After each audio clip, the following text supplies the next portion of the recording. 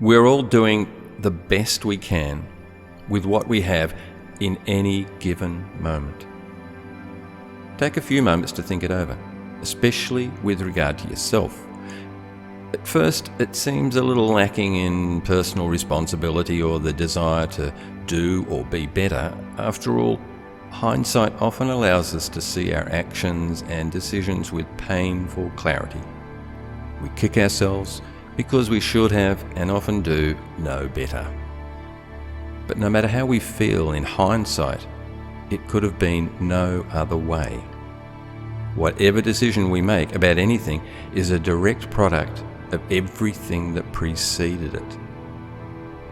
This is all we actually have in any given moment, the combined experience of every single thought and emotion through every second of our existence, culminating in the moment we make a decision. Then, when we say best, we are really meaning something far more neutral or inevitable, in that it could be no other way. Despite what we may feel about it, a decision or an action, and any judgment around ethics or morality attached to it, it's still the only choice we could have made in that moment. And it's almost always completely subconscious. In another 10 minutes, for example, we will have accumulated any number of further experiences that will affect us at the next point in time, thus producing the best we can in that moment.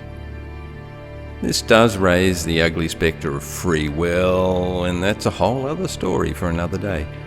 But it does imply that that what we do is a continuing expression of what we are. And what we are is a cumulative perception of reality based on our experiences. The realization of all this is incredibly freeing, not only for ourselves, but in how we view every other human being. It doesn't mean we are free from the consequences of our decisions, but it does mean we are free to see ourselves and others as they truly are. We all want to be understood, often frustrated that others can't see the complex paradoxes that exist in our personal realities. For example, I say something inappropriate that really offends someone. Very quickly I begin to see how my split-second unconscious decision that resulted in my words could have been delayed or altered, so on, but it wasn't. In that moment, my mind acted in the only way it could, based on the entirety of my experiences, thoughts and emotions up to the preceding second. Within a few minutes, I see what's happened, and that experience of understanding is then added to my cumulative experience and alters my actions and reactions from that point on.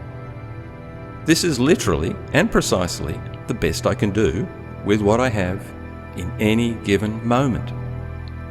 When we see that every single person on the planet is subject to the exact same process, it brings a massive shift in perception that allows empathy, compassion, and growth.